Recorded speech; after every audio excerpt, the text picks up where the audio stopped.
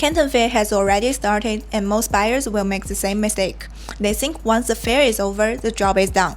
It's not. In fact, what you do after the fair is what actually determines whether your sourcing trip works or completely fails. So, if you're at the fair right now or on your way there, don't skip this video. Let me ask you something. After meeting a few suppliers, collecting business cards, and getting some samples, do you feel like you are basically done? If yes, you are already doing it wrong. Because in reality, after Canton Fair, your China sourcing journey hasn't even started yet. There are only two things that actually matter next. First, control the suppliers you've already met. Second, expand your options and opportunities.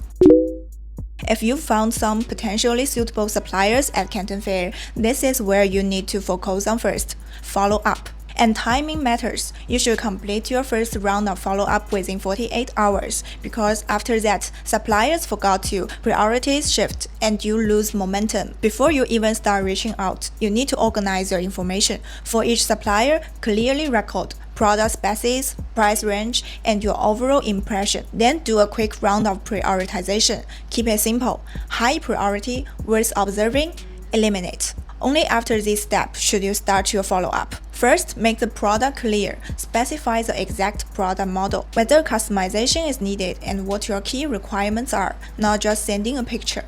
Second, make your demand clear. Clarify the quantity range, your target market positioning, and whether this is a test order or long-term cooperation. Third, make the next step clear. Tell the supplier exactly what you want next. Quotation, sample, or further confirmation.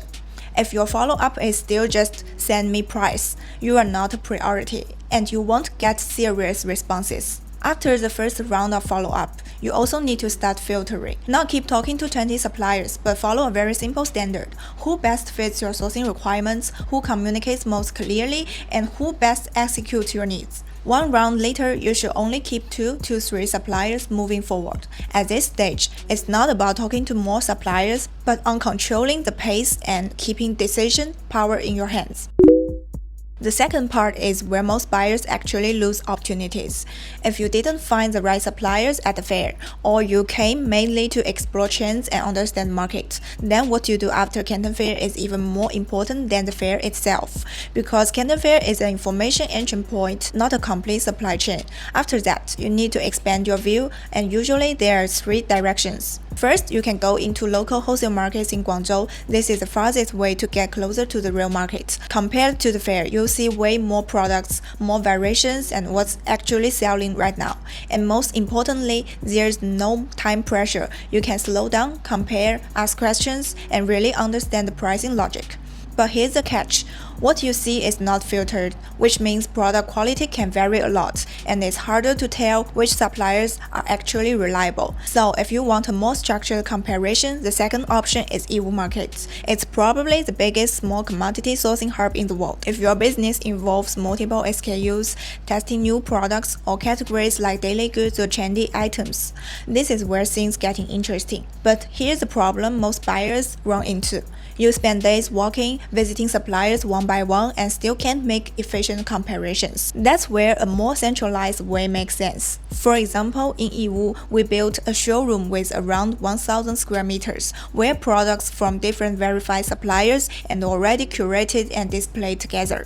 You can compare products, quality, and positioning in one place. It's not just about finding suppliers anymore, it's about making decisions faster with better information. Third, and this is something you should never skip, factory visits. At some point, you have to verify. But here's the key. When you visit a factory, don't focus only on the product. Focus on the fundamentals. Are they the actual manufacturer? Is their production capacity real? Is their operation stable? Because a good sample means nothing if they can't deliver at a scale. And honestly, if a supplier is not willing to take you to their factory, that's already your answer. Just move on.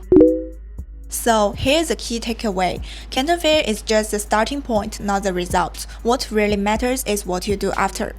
How you follow up with the suppliers you met, how you expand your options beyond the fair, and how you turn information into actual decisions. If you want to make your sourcing in China more clear, more structured, and more controllable, feel free to reach out and get your customized solution.